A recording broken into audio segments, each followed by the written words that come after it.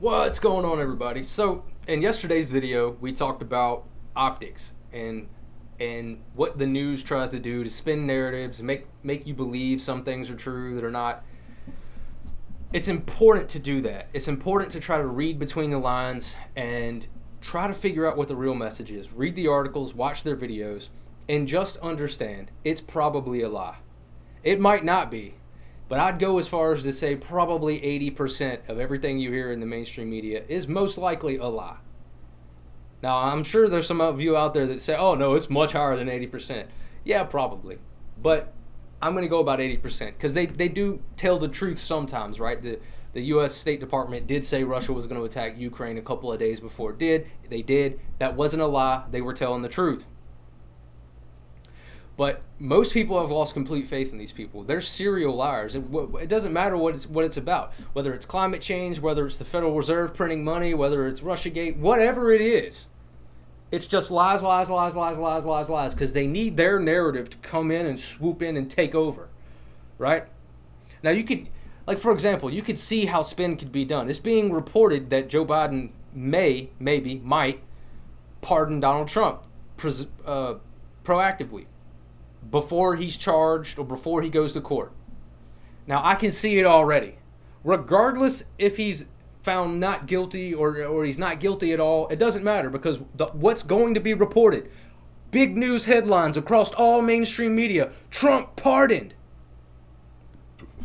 So they'll be able to play two things. Look, we're trying to unite the country. Look, we pardoned Trump, but he's guilty. He got pardoned for all those classified documents.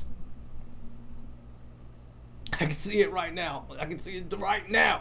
I've made predictions of things in the future, and for those that are watching this that haven't seen my other channel, my main channel is Joshua Thompson. Just take off the rants. It's mostly about financial stuff, but I've made predictions on that channel. Like, for example, I said that the Federal Reserve cryptocurrency, CBDC, or whatever form they come out with is going to be mandatory by 2024. Okay, well, I've been saying that for months. Check this out. Let me get this article pulled up for you guys. If I couldn't find it. Or did I delete it? No, don't tell me I deleted it. No, I didn't. Okay, it's right here. So, gotta get you guys on the screen. Okay, so basically, Fed's instant payment service, FedNow, set to launch by July 2023. And it has controls baked into the system. When you see things like this, the time is now for all key stakeholders to devote the resources necessary to support instant payments. When you start hearing things like that being thrown around, it's communist propaganda. That's one of the key words they use to, I don't know, suck people in. I'm not exactly sure, but look. They use it. Communists use it. Stakeholders, shareholders. I know you could say, oh, it's capitalist, shareholders. No, stakeholders is different. Stakeholders. It's communist. But basically with this Fed pay service, they can put controls on it. They can control how much money you have. They can tell you that you have to spend it or it'll be gone by this date, yada, yada, yada.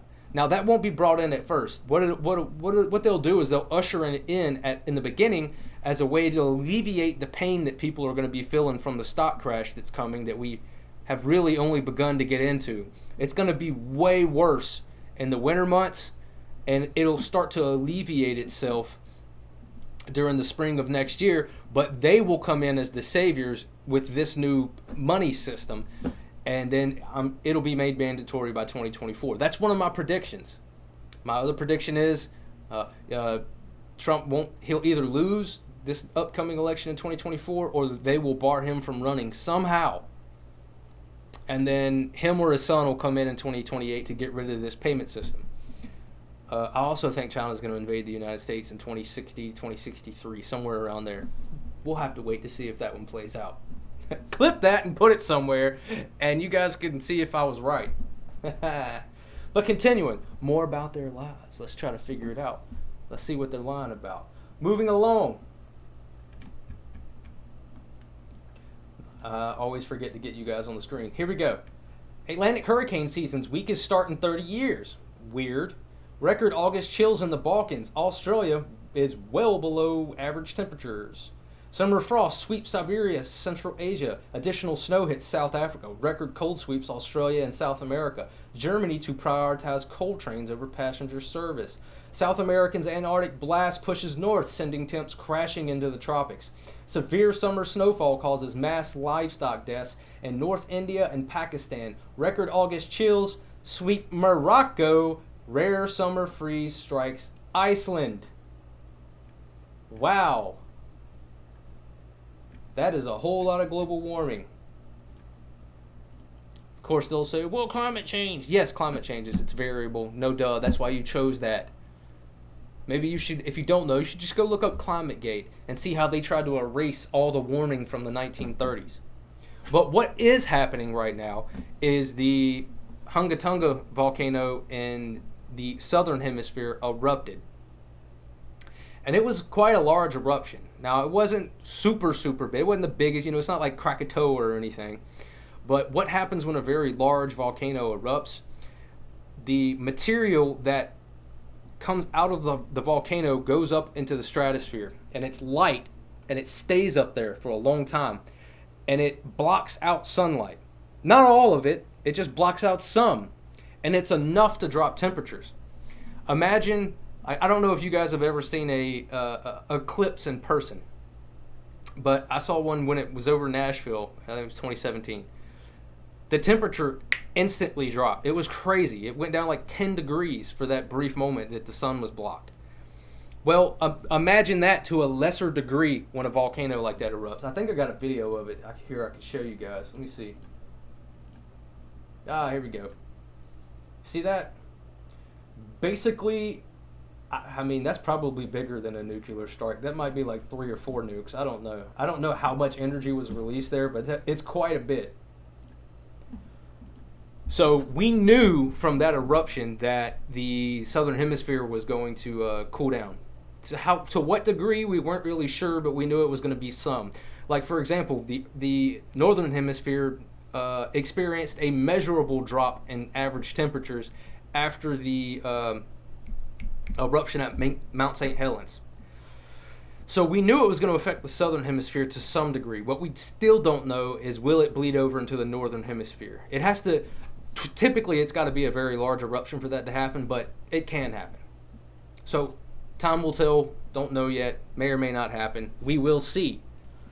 But this is just another example of the lies in the media. You're not being told the truth. The Federal Reserve prints money. They don't even print money. They print bank reserves. But the physical stuff in your hand, U.S. Mint makes the coins. The Bureau of Engraving and Printing, they're the ones that actually print the physical cash. They just put Federal Reserve note on it. It's a liability of the Fed. But see, this is a lot of stuff that people aren't taught. They don't know. Now, I go into that financial stuff on my other channel a lot and talk about how the Fed doesn't print money. I don't have to worry about doing that here.